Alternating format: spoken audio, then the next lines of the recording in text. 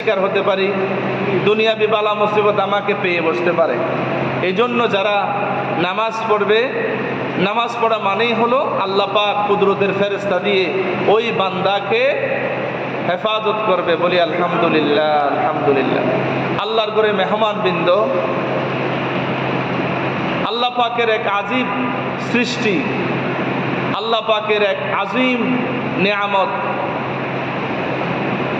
এটা হলো আল্লাহ পাকের মহাব্বত, ভালোবাসা। এই মহাব্বত ভালোবাসা আল্লাহ পাকের এক বড় সৃষ্টি, নিয়ামত। আল্লাহ পাক এই মহাব্বতকে 100 ভাগ করে 99 ভাগ নিজের কুদরতের কাছে রাখলেন। মাত্র 1 ভাগ, ওই 1 ভাগকে আবার 99 ভাগ নিজের হাবিব, সৃষ্টির প্রধান আকর্ষণ রাসূল আরবি, জিগার গোশায় আমেনা রাসূল আরবি সাল্লাল্লাহু আলাইহি ওয়াসাল্লামকে 99 ভাগ দিয়া দিলেন। বলি আলহামদুলিল্লাহ। 99 ভাগ মোহাব্বত আল্লাহর হাবিব মুহাম্মদ রাসূলুল্লাহ সাল্লাল্লাহু আলাইহি ওয়াসাল্লামকে দিয়ে আল্লাহ পাক বললেন, ওয়া মা আরসালনাকা ইল্লা রাহমাতাল লিল আলামিন। হে নবী, আমি হলাম রব্বুল আলামিন, আমি হলাম রব্বুল আলামিন, আর আপনি হলেন রাহমাতাল লিল আলামিন। বলি আলহামদুলিল্লাহ। আল্লাহ নবীকে ওই 1 ভাগ থেকে 99 ভাগ মোহাব্বত দেখাই দিয়ে মাত্র 1 ভাগকে, 1 ভাগের ছিটে ফুটা পৃথিবীর সমস্ত সৃষ্টি, জীব জন্তু, জানোয়ার, পশু পাখি, আশরাফুল মাহলুকাত, পৃথিবীর শ্রেষ্ঠ জাতি মুমিন মুসলমান মানব জাতিকে দিয়া দিলেন। বলি আলহামদুলিল্লাহ। এই মোহাব্বতের ছিটা ফুটা পেয়েছেন খলিলুল্লাহ ইব্রাহিম আলাইহিস সালাতু ওয়াস সালাম। বলি আলহামদুলিল্লাহ। এই মোহাব্বতের জরিয়া, মোহাব্বতের নজরানা পেশ করেছেন সৈয়দনা ইব্রাহিম আলাইহিস সালাতু ওয়াস সালাম। সৈয়দনা ইব্রাহিম আলাইহিস সালাতু ওয়াস সালামের গোটা জীবনটাই হলো পরীক্ষার জীবন। ইব্রাহিমী জীবনের গোটা জীবনটাই অতিবাহিত হয়েছে আল্লাহ পাকের পরীক্ষার মাধ্যমে। বলি আলহামদুলিল্লাহ। গোটা জীবনটাই জন্মের পর থেকেই হাত্তাল মাউত, মৃত্যু পর্যন্ত সৈয়দনা ইব্রাহিম আলাইহিস সালাতু ওয়াস সালাম আল্লাহ পাকের অসংখ্য পরীক্ষা, 10 থেকে 12টি পরীক্ষা, বড় বড় পরীক্ষায় ফাতাম্মাহুন্না, আল্লাহ বলেছেন আমি ইব্রাহিম আলাইহিস সালাতু ওয়াস সালামকে পরীক্ষা করলাম। আল্লাহ বললেন ফাতাম্মাহুন্না, আমার খলিল ইব্রাহিম সমস্ত পরীক্ষায় পাশ করেছে। বলি আলহামদুলিল্লাহ। পরীক্ষায় পাশ করার পরে আল্লাহ পাক এত সম্মানী, এত মর্যাদা দিলেন একজন ব্যক্তি ইব্রাহিম আলাইহিস সালাতু ওয়াস সালামকে গোটা একটি উম্মতের সমান মর্যাদা দিয়া দিলেন। বলি আলহামদুলিল্লাহ। এবং আল্লাহ পাক ওয়াত্তাখাযাল্লাহু ইব্রাহিমা খলিলা, আল্লাহ পাক বন্ধুরূপে, খলিল রূপে গ্রহণ করলেন কাকে? সৈয়দনা ইব্রাহিম আলাইহিস সালাতু ওয়াস সালামকে। বন্ধু এমনি হওয়া যায় না। অনেক পরীক্ষা চড়াই উতরাই, অনেক বড় বড় পরীক্ষা দেওয়ার পরে আল্লাহ পাক বলেন ইন্না হাযা লাহুয়াল বালাউল মুবিন। আল্লাহ বলেছেন আমি যে পরীক্ষাগুলা আমার খলিল ইব্রাহিমের কাছ থেকে নিয়েছি, এই পরীক্ষাগুলি স্বাভাবিক সামান্য ছোট পরীক্ষা ছিল না, এগুলা ছিল বালাউল মুবিন, মহান পরীক্ষা, বড় বড় পরীক্ষা আমি আল্লাহ নিয়েছি।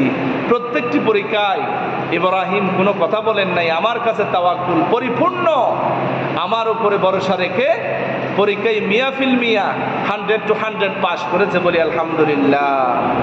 এই সৈয়দনা ইব্রাহিম আলাইহিস সালাতু ওয়াস সালাম যে মোহাব্বত, যে ভালোবাসা আল্লাহকে দেখিয়েছেন, সেই ভালোবাসার ছিটে ফুটা আমরাও পেয়েছি। এই জন্য ইব্রাহিম আলাইহিস সালাতু ওয়াস সালামের মতো পরীক্ষা দেওয়া, আমাদেরকে সেই পরীক্ষা দেওয়ার মতো এরাদা, তামান্না, ইন্টেনশন, টেন্ডেন্সি, এগারনেস আমাদের মধ্যে আগ্রহ থাকতে হবে। বলি আলহামদুলিল্লাহ। আমরা তো এখন পরীক্ষা তো দেবো দূরের কথা, আমরা পরীক্ষা দেওয়ার জন্য ক্যান্ডিডেটও হতে পারি না। নাউযুবিল্লাহি মিন যালিক। পরীক্ষার্থীও আমরা হতে পারি না। আমাদেরকে হওয়ার চেষ্টা করতে হবে। পরীক্ষা ছাড়া আপনি কোনোদিন জান্নাতে যেতে পারবেন না। আপনাকে দুনিয়ার মধ্যে পরীক্ষা দিতে হবে।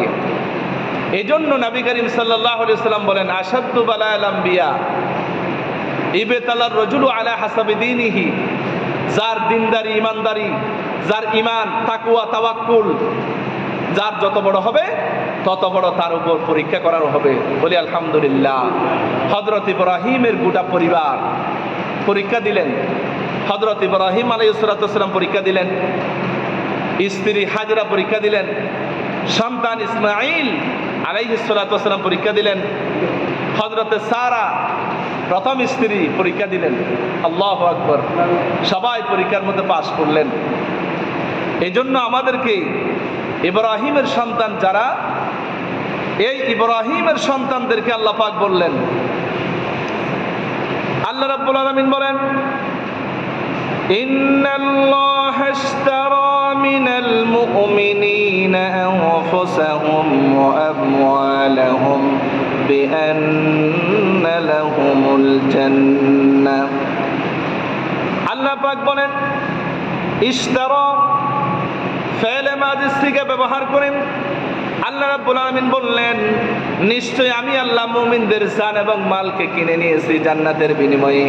যারা জান্নাত চাইবে, যাদের জান্নাত প্রয়োজন হবে, জান্নাত নামক নিয়ামত পরকালে যারা আশা করবে, তারা জান এবং মালকে আল্লাহর রাস্তায় খরচ করে, আল্লাহর রাস্তায় উৎসর্গ করে, আল্লাহর জন্য নিজের জীবনকে বিসর্জন দিয়ে, আল্লাহর দেওয়া এই শরীর, আমার জান এবং মাল আল্লাহ রাস্তায় উৎসর্গ করে, আল্লাহ রাস্তায় দান করার মাধ্যমে এই জান্নাত পাওয়া যাবে।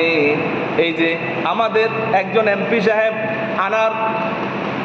এমপি আনার, যাকে মেরে টুকরা টুকরা করে গোশতের টুকরাগুলি কেউ বলতেছেন ফ্রিজে রাখা হয়েছে, কেউ বলতেছেন গরু ছাগল কুকুর শুকরদেরকে খাওয়ানোর জন্য দেওয়া হয়েছে। একটা গোশতের টুকরা পাওয়া যায় নাই। কিছুদিন পরে আবার গোশত, কতগুলি সুন্দর সুন্দর গোশতের টুকরা, একজন এমপি সাহেবের গোশতের টুকরা পলিথিনে করে আনা হচ্ছে। এবং এই এমপি আনারের মৃত্যু হবার পরে একটা কথা বের হয়ে গেছে, সত্য কথা, সেটা হলো একজন সোহান নামক একজন ব্যক্তিকে মেরে তার চোখগুলি উপড়ে ফেলা হয়েছে। ইসলামী আন্দোলনের একজন কর্মীকে আপনি মেরে ফেললেন, এরপরে তার চোখ উপড়ে ফেলা। আল্লাহর বিচার কিন্তু জাহেরি হয়, আবার ফৌজদারি হয়। এই জন্য আল্লাহ পাকের এই সোহানের বাবা এবং মায়ের দায়ের করা মামলা আল্লাহর দরবারে, দুনিয়ার বুকে কারো কাছে সোহানের আব্বা আম্মা মামলা দায়ের করে নাই। গোটা দুনিয়ার সৃষ্টিকর্তা, যিনি কুল কায়নাতের মালিক, যিনি বিচারকের উপরে বিচারক, সেই রব্বে কারিমের দরবারে, আরশা আজিমের মালিক, যিনি ওয়াসিআ কুরসিয়ুহুস সামাওয়াতি ওয়াল আরদ, যিনি সিংহাসনের মালিক, সেই আল্লাহর দরবারে বিচার দিলেন। বিচার দেওয়ার পরে আল্লাহ পাক তার বিচার করলেন 8টা বছর পরে। 8টা বছর পরে এমপি আনারের বিচার করলেন আল্লাহ পাক। এখন মেয়ে বলতেছে, আমার আব্বার জানাজার জন্য একটা অন্তত গোশতের টুকরা আমাদেরকে দাও। ভাই, আমি কাউকে প্রতিহিংসামূলক কথা বলি না, আমি শিক্ষা নেওয়ার জন্য, ইবারত হাসিল করার জন্য কথাগুলো বলি। আপনি একজন এমপি সাহেবের মৃত্যুটা এভাবে হলো, কিন্তু এই মৃত্যুটা তো আল্লাহর জন্য হয় নাই।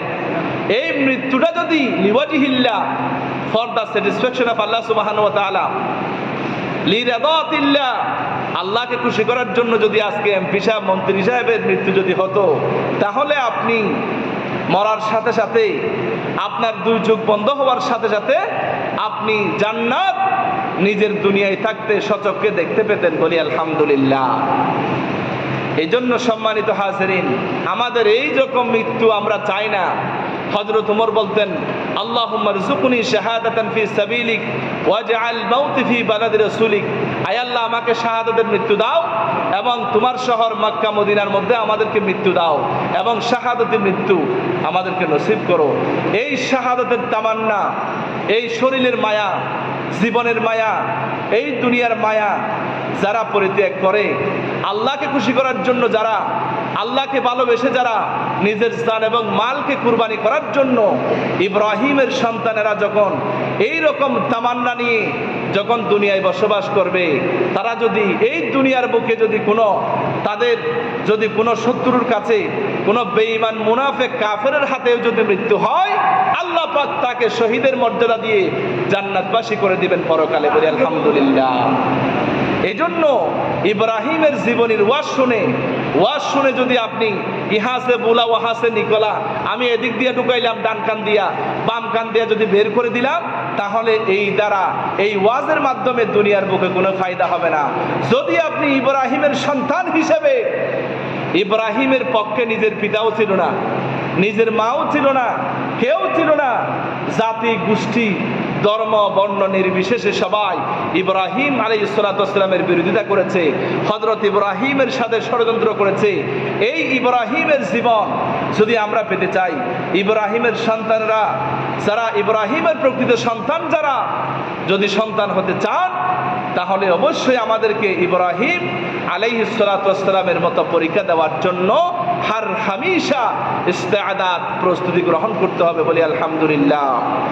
এই জন্য সম্মানিত হাজরিন, হযরত ইব্রাহিম আলাইহিস সালাতু ওয়াস সালাম মূর্তির গায়ে আঘাত করার পরে মূর্তিদেরকে দেখিয়ে দিলেন, বুঝিয়ে দিলেন, এই মূর্তি দুনিয়ার বুকে, এই মূর্তিগুলি কোনো কাজ করতে পারবে না, এই মূর্তিগুলি নিজের উপকার করতে পারে না। এই মুশরিকবাদী সম্প্রদায় থেকে সবাইকে তাওহীদের শিক্ষা নেওয়ার জন্য হযরত ইব্রাহিম আলাইহিস সালাতু ওয়াস সালাম বুঝিয়ে দিলেন। এই মূর্তিগুলির মাধ্যমে তিনি মূর্তি ভাঙা ওনার উদ্দেশ্য ছিল না, ওনার উদ্দেশ্য ছিল তাওহীদের বীজ বপন করা। বলি আলহামদুলিল্লাহ। ওনার দিলের মধ্যে বিন্দু পরিমাণ কোনো পরাশক্তি, রাষ্ট্রশক্তি, দুনিয়ার বুকে কারো কোনো ভয়, কাহিলি, চুস্তি তার মধ্যে কাজ করে নাই। হযরত ইব্রাহিম আলাইহিস সালাতু ওয়াস সালামের কাছে দিলের মধ্যে ছিল শুধুমাত্র আল্লাহ পাকের দয়া, আল্লাহ পাকের মোহাব্বত, আল্লাহ পাকের তাওহীদের চেরাগ বীজ বপন করার জন্য হযরত ইব্রাহিম ছোটকাল থেকে চেষ্টা করেছেন। এবং আল্লাহ পাকের এই পয়গম্বর খলিল এই প্রতিটি পরীক্ষায়, প্রতিটা চেষ্টার মধ্যে আল্লাহ পাক কামিয়াবি নসিব করেছেন। বলি আলহামদুলিল্লাহ। হযরত ইব্রাহিম আলাইহিস সালাতু ওয়াস সালাম মূর্তি ভাঙার কথাটি যখন সবাই জেনে গেল, তখন হযরত ইব্রাহিম আলাইহিস সালাতু ওয়াস সালামকে হাজির করানোর পরে হযরত ইব্রাহিম আলাইহিস সালাতু ওয়াস সালাম কে জিজ্ঞেস করা হলো, ইব্রাহিম তুমি কি এই কাজটি করেছো?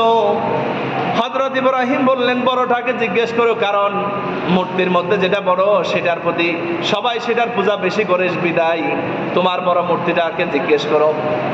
এই বড় মূর্তিটাকে জিজ্ঞেস করো, এ যদি কথা বলতে পারে তাহলে এই মূর্তিটার সাথে কথা বলে মূর্তিটার কাছ থেকে জেনে নাও।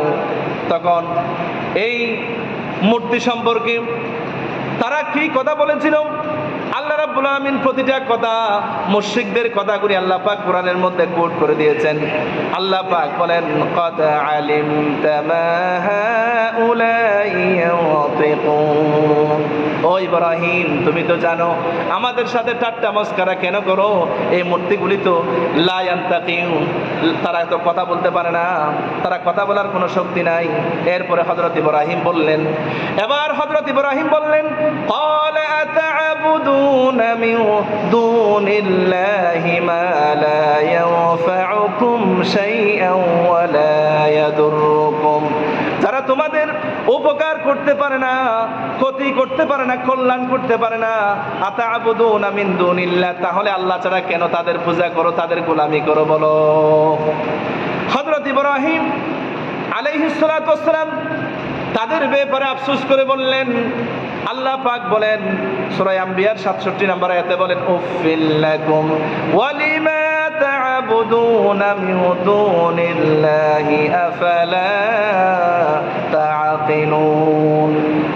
হযরত ইব্রাহিম আলাইহিস সালাতু ওয়াস সালাম বললেন, তোমাদের জন্য বড় আফসোস লাগে, বড় আফসোস লাগে, বড় চিন্তা লাগে। ওয়ালিমা তা'বুদুনা মিন দুনিল্লাহ, আল্লাহকে বাদ দিয়ে তোমরা কেন এদের পূজা করো? আফালা তা'কিলুন, তোমাদের কি কিলো নাই, বুদ্ধি নাই? বলো সুবহানাল্লাহ। হযরত ইব্রাহিম আলাইহিস সালাতু ওয়াস সালাম সম্পর্কে রাষ্ট্রীয়ভাবে সিদ্ধান্ত গ্রহণ হলো ইব্রাহিমকে আগুনের মধ্যে ফেলে মারতে হবে, হত্যা করতে হবে। তারা বলল হাররিকু ওয়ানসুরু আলিহাতাকুম ইন কুনতুম ফাইলিন। আল্লাহ পাক বলেন তারা চক্রান্ত করলো আগুনের মধ্যে নিক্ষেপ করে হত্যা করার জন্য তারা সিদ্ধান্ত গ্রহণ করলো। এবং এই তোমরা যদি তোমাদের মূর্তিদের ব্যাপারে যদি কিছু করতে চাও, মূর্তিদেরকে যদি সহযোগিতা করতে চাও, তাহলে তোমরা ইব্রাহিমকে আগুনে ফেলে নিক্ষেপ করে মৃত্যু দাও। বলেন নাউজুবিল্লাহ। এই জন্য নবী করিম সাল্লাল্লাহু আলাইহি ওয়াসাল্লাম হাদিস শরীফের মাধ্যমে বলেছেন ওয়াইদা কুতিলতা ওয়া হুররিকতা, যাদের ঈমান ভিতরের মধ্যে প্রকৃত ঈমান যারা ধারণ করেছে, হযরত বেলালের মতো, হযরত খাব্বাবের মতো, হযরত খুবাইবের মতো, হযরত আম্মারের মতো, হযরত ইয়াসিরের মতো, হযরত সুমাইয়া রাদিয়াল্লাহু তাআলা আনহার মতো যারা প্রকৃত ঈমান কলিজার মধ্যে ধারণ করবে, তাদেরকে যদি আপনি আগুনে নয়, আপনি যদি এই জড় পদার্থ আগুনের মধ্যে যদি ফেলেও যদি তাদেরকে মৃত্যু দেন, এরাও এক বিন্দু পরিমাণ নার্ভাস হবে না, হতাশ হবে না। বলি আলহামদুলিল্লাহ। হযরত ইব্রাহিম আলাইহিস সালাতু ওয়াস সালামকে আগুনে ফেলার জন্য চেষ্টা করলো। গোটা বাবেল নগরী, ইরাকের বাবেল নগরীতে ঘোষণা দেওয়া হলো রাষ্ট্রীয়ভাবে, তোমরা লাকড়ি জোগাড় করো, লাকড়ি জোগাড় করে তোমরা কাঠের কামান দিয়ে সড়কের মাধ্যমে, ক্রেনের মাধ্যমে তোমরা 40 দিন পর্যন্ত আগুন জ্বালিয়ে উত্তপ্ত ধাউ ধাউ করা আগুনের তেজ যখন পরিপূর্ণ হয়ে যাবে, তখন তোমরা ক্রেনের মাধ্যমে, সড়কের মাধ্যমে, তোমরা কাঠের বিমানের মাধ্যমে, বিল জানিক তোমরা বিমানের মাধ্যমে, কামানের মাধ্যমে ইব্রাহিমকে আগুনের মধ্যে ফেলার ব্যবস্থা করো। আল্লাহ রাব্বুল আলামিন বলেন তারা সিদ্ধান্ত নিল ক্বালু বুনু লাহু বুনিয়ানা ফালকুহু ফিল জাহিম। তারা আগুনের মধ্যে ইব্রাহিমকে নিক্ষেপ করার জন্য তারা পরিকল্পনা গ্রহণ করলো। এরপরে হযরত ইব্রাহিমকে হাত পা বাঁধা হলো। হাত পা বেঁধে হযরত ইব্রাহিম আলাইহিস সালাতু ওয়াস সালামকে, জাতির শ্রেষ্ঠ সন্তান ইব্রাহিমকে আগুনের মধ্যে ফেলা হচ্ছে, ফেলতে পারতেছে না। 20 জন ফেরেশতা এই রশি ছেড়ে দিলে হযরত ইব্রাহিম আগুনে পড়ে যাবে, কিন্তু রশি সামনের দিকে যায় না, রশি কাটা যায় না। এরপরে সবচেয়ে বড় বুদ্ধিজীবী শয়তান ইবলিস এসে বলল, ও নমরুদের গোষ্ঠী, তোমরা এই ইব্রাহিমকে আগুনে ফেলতে পারবে না। যদি আগুনে ফেলতে চাও তাহলে এখানে রহমতের ফেরেশতা সরে যাওয়ার, দূর করার জন্য একটা ব্যবস্থা করো। তখন সবাই জিজ্ঞেস করলো, ও আমাদের বুদ্ধিজীবী সাহেব, কি ব্যবস্থা? ওই শয়তান, বৃদ্ধ বুড়া শয়তান বলল, এখানে যদি তোমরা এই ইরাকের বাবেল নগরীর সুন্দর সুন্দর নারীদেরকে এনে যদি জেনা ব্যভিচারের ব্যবস্থা করা হয়, তাহলে এই জেনার কাজের মাধ্যমে এই আল্লাহ রহমতের ফেরেশতা যারা ইব্রাহিমের রশি ধরে আছে এরা চলে যাবে, এরপরে ইব্রাহিমকে আগুনের মধ্যে ফেলতে পারবে। বলেন নাউজুবিল্লাহ। এই ইবলিস শয়তানের পরিকল্পনা অনুযায়ী, সিদ্ধান্ত অনুযায়ী তারা ইরাকের বাবেল নগরীর সুন্দর সুন্দর নারীদেরকে এনে যখন জেনা ব্যভিচারের কাজ করা হলো, আজকের দুনিয়ার বুকেও যত ক্যাসিনো বলেন, যত নাচ গান বলেন, যত ক্লাব বলেন, যত হোটেল বলেন, যত নাচ গান মদ জুয়া বলেন, এইগুলি সবগুলি হলো তাদের দোসর। যারা এই নমরুদের প্রেতাত্মা যারা গোষ্ঠী যারা, তারা আজকে নাচ গানের আয়োজন যারা করেন, আজকে এই বিভিন্ন ইন্ডিয়ান শিল্পীর নামে যারা নাচ গানের আয়োজন করে, বড় বড় এমপি মন্ত্রী, এগুলি সবগুলি ওই ইবলিস শয়তানের দোসর যারা নাচ গানের ব্যবস্থা করে। বলি নাউজুবিল্লাহ। এই জন্য আল্লাহ পাক বলেন, ইন্নাল্লাযীনা ইউহিব্বুনা আন তাশিআল ফাহিশাতা ফিল্লাযীনা আমানু লাহুম আযাবুন আলীমুন ফিদ দুনিয়া ওয়াল আখিরাহ। আল্লাহ পাক বলেন, যারা যে সমস্ত মুমিন মুসলমান নামদারি, যারা বেঈমান মুনাফিক যারা নাচ গানের আয়োজন করবে, তাদের জন্য দুনিয়ায়ও শাস্তি আছে, পরকালেও যন্ত্রণাদায়ক শাস্তি রয়েছে। বলি নাউজুবিল্লাহ। এই জন্য আল্লাহর ঘরে মেহমানবৃন্দ হযরত ইব্রাহিমকে আগুনে ফেলার জন্য চেষ্টা করলো, কিন্তু ফেলতে পারে নাই।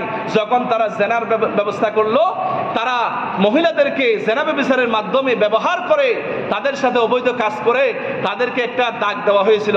যে সমস্ত নাপিত বোনেরা যারা এখানে বিয়ের পরে যেখানে সিঁদুর পরে তিলক পরে, ওই যে নাপিত, নাপিত শব্দের অর্থ হলো নাইপিতাচার, অর্থাৎ ওখান থেকে যে মহিলাগুলি যাদেরকে দাগ দিয়ে দিয়ে যাদেরকে স্পটফুল হিসেবে আইডেন্টিফাই করা হয়েছিল, আজকের বুকে ওখান থেকেই যারা নাপিত, ওরা ওখান থেকে এসে যাদের পিতা নাই, বলে নাউজুবিল্লাহ মিন যালিক।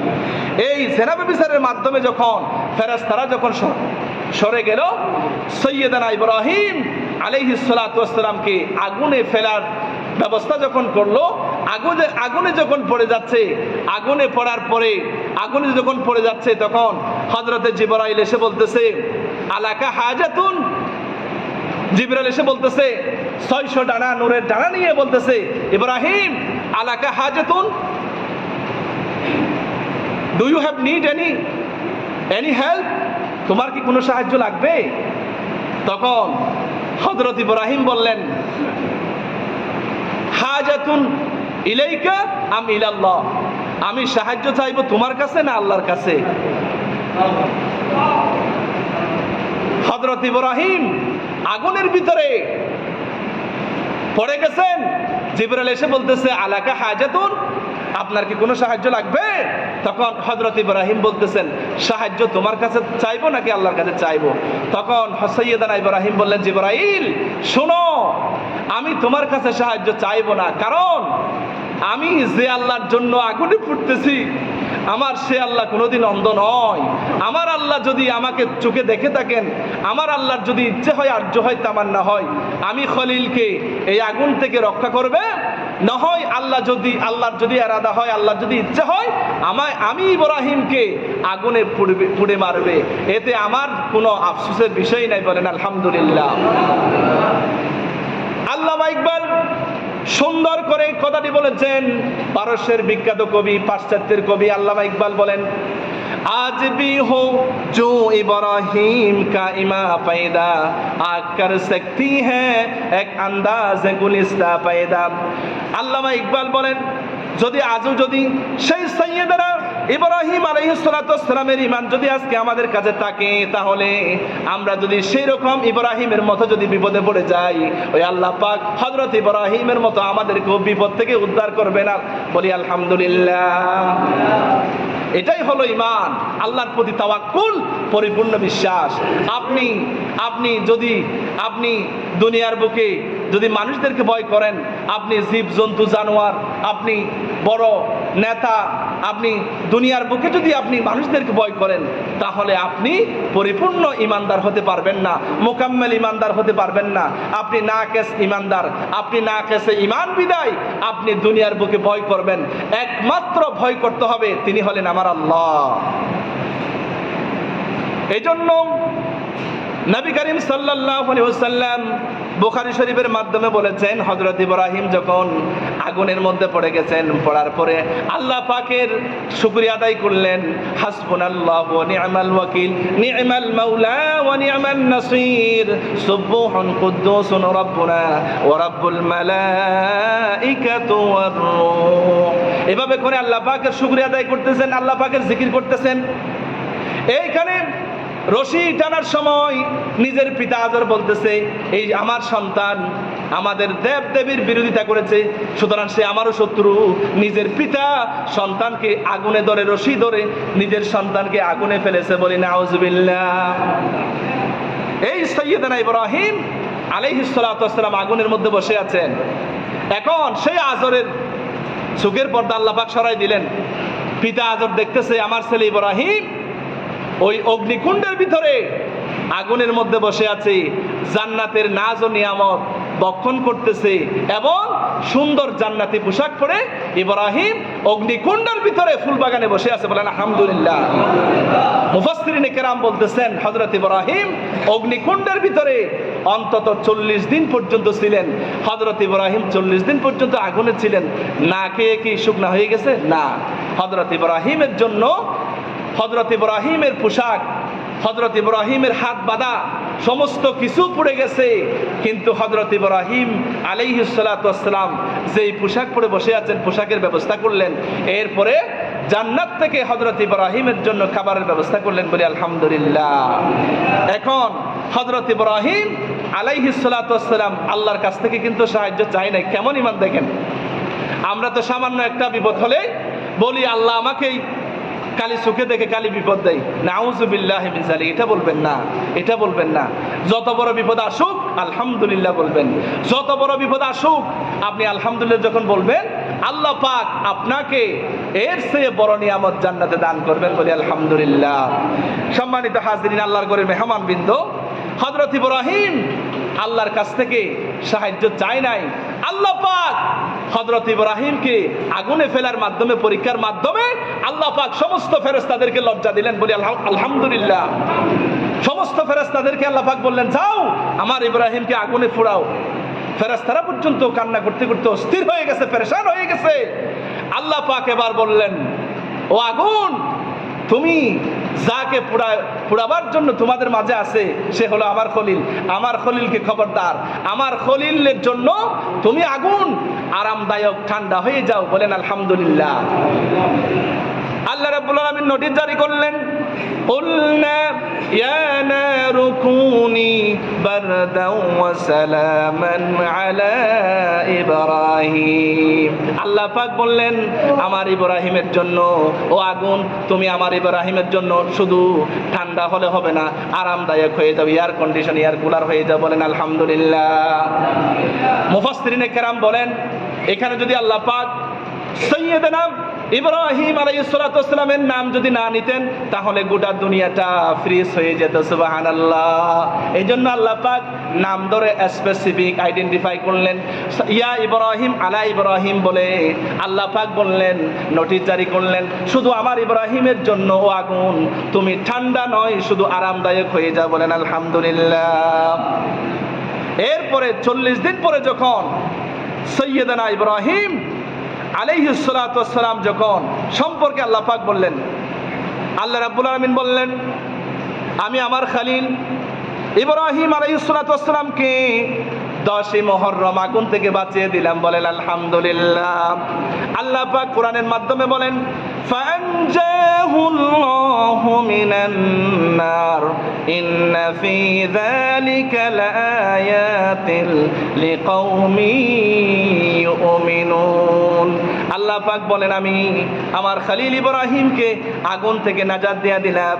নিশ্চয়ই এটা হলো ইন্না ফি যালিকা লাআয়া, নিশ্চয়ই এটার মধ্যে রয়েছে নিদর্শন, এটার মধ্যে রয়েছে মানব জাতির জন্য, লিকাওমি ইউমিনুন, ঈমানদারদের জন্য এখানে রয়েছে শিক্ষা। বলেন আলহামদুলিল্লাহ। আপনি চিন্তা করেছেন আগুনের মাধ্যমে? আচ্ছা বলেন তো, আগুন কি জড় পদার্থ না জীব? বলেন, আগুন তো জড় পদার্থ, আগুন তো জামাদুন, আগুন তো জড় পদার্থ। কিন্তু এই জড় পদার্থ আল্লাহর আদেশ, আল্লাহর হুকুম কেমনে মানলো? এবার শুনুন, আল্লাহ পাক বলেন, আকাশ এবং জমিনে যাহা কিছু আছে, এই চেয়ার টেবিল শুদ্ধ জড় পদার্থ, জীব যাহা কিছু আছে সবটুকুন আমার গোলামি করে আমার তাসবিহ জপে। বলেন আলহামদুলিল্লাহ।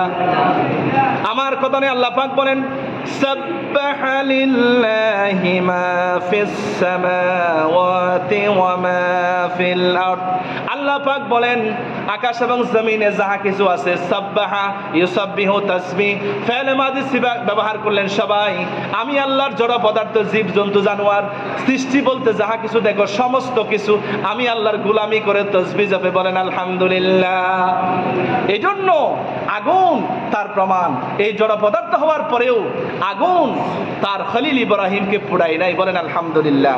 এখন হযরত ইব্রাহিম যখন দুলার মধ্যে যখন বেরিয়ে আসতেছে, এবার নমরুদ, মিস্টার নমরুদ দেখে বলতেছে, ইব্রাহিম তো তোমাকে তো আগুনের মধ্যে ফেলছিলাম, তোমাকে বাঁচাইলো কে? তখন হযরত ইব্রাহিম বললেন, রব্বি আল্লাযী ইউহয়ী ওয়া ইউমীত, আমার সেই প্রভু, আমার আল্লাহ যিনি জীবন মৃত্যুর মালিক, তিনি আমাকে বাঁচিয়েছেন। তখন নমরুদ বলতেছে, আনা উহয়ী ওয়া উমীত, আমিও জীবন মৃত্যু দিতে পারি। জেলখানা থেকে 2 জন কয়েদি, সাজাপ্রাপ্ত মৃত্যুদণ্ডপ্রাপ্ত আসামিদেরকে নিয়ে এসে বললেন, যাও, একজনকে মাফ করে দিলাম, আর একজন নির্দোষ নিরপরাধ আসামিকে নিয়ে এসে বলতেছেন, একে হত্যা করো। দেখছেন কারবার? নমরুদ বলতেছে, আনা উহয়ী ওয়া উমীত, জীবন মৃত্যু তো আমিও দিতে পারি, তোমার খোদা তো দূরের কথা, তোমার খোদাকে আমি হত্যা করব। কে বলতেছে? নমরুদ। 400 বছর পর্যন্ত পেয়েছিলেন, সময় পেয়েছিলেন। আল্লাহ বলেন আমি ফামলাইতুলিল কাফিরিনা সুম্মা আখাসতুম, আমি কাফের, বেদিন, মুশরিক, নাফরমান, আমার সাথে যারা গাদ্দারি করে, আমার সাথে যারা সীমা লঙ্ঘন করে, আমি তাদেরকে অবকাশ দেব, সময় দেব, চান্স দেব, তাদেরকে আমি যে কোনো উপায়ে, যে কোনো ওয়েতে আমি তাদেরকে দুনিয়ার বুকে পাওয়ার দেব, চান্স দেব, সময় দেব। আল্লাহ বলেন ইন্নাহুম ইয়াকিদুনা কাইদা ওয়া আকিদু কাইদা ফামাহিলিল কাফিরিনা আমহিলহুম রুয়াইদা। আল্লাহ বলেছেন যতই করো, যতই চক্রান্ত করো, যতই জুলুম নির্যাতনের স্টিম রুলার চালাও, আমি আল্লাহ ফামলাইতুলিল কাফিরিনা, আল্লাহ বলেন আমি এমলা দিয়েছি, চান্স দিয়েছি, অবকাশ দিয়েছি। আল্লাহ বলেন সুম্মা আখাসতুম, এরপরে আমি জাস্ট টাইম, ডিউ টাইমে, যথাসময়ে আমি আল্লাহ পাকড়াও করব। বলেন সুবহানাল্লাহ। এই জন্য আল্লাহর উপরে পরিপূর্ণভাবে তাওয়াক্কুল থাকতে হবে। এখন নমরুদ বলতেছে আমিও তো জীবন মৃত্যু দিতে পারি। এরপরে হযরত ইব্রাহিম বললেন ঠিক আছে, তুমি যেহেতু জীবন মৃত্যু দিতে পারো, দেখি আল্লাহ তো সূর্য পূর্ব দিকে উঠাই, তুমি পশ্চিম দিকে উঠাও, তারপরে বিশ্বাস করবো তুমি বড় খোদা। তখন সে অবাক হয়ে গেল, ফাবুহিদাল্লাযী কাফার, সে হতভম্ব হয়ে গেছে, নার্ভাস ফিলিং হয়ে গেল তার, সে অবাক হয়ে গেল। এই ছোট্ট বাচ্চা, এই বেটা কয় কি, এই ইব্রাহিম এ কয় কি? তখন বললেন আমি তোমার খোদাকে হত্যা করব।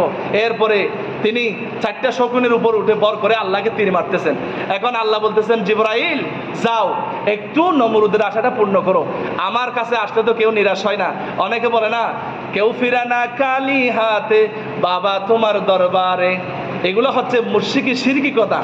আল্লাহ বলেন আমার দরবার থেকে কারো খালি যেতে পারবে না, যাও একটু তীরে মাথার মধ্যে একটু রক্ত লাগাই দাও। এখন রক্ত যখন দেখে নমরুদ বলতেছে দেখো তোমার খোদারে মেরে ফেলছি ইব্রাহিম, তোমার খোদাকে আমি মেরে ফেলছি। বলেন নাউযুবিল্লাহি মিন যালিক।